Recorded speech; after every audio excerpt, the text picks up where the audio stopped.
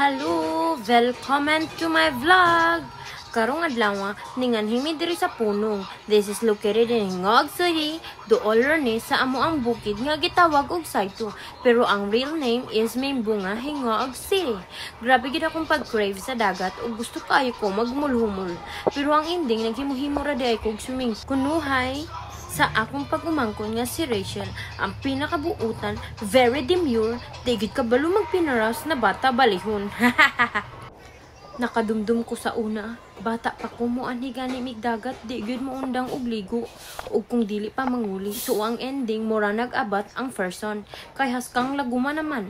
Sa una dili pa usong ang skincare sa amua, ang lip tint nako, lips na lulipap ug ang pulbos aron matipid magdala ra mi og sa eskwelahan ibutang sa papel.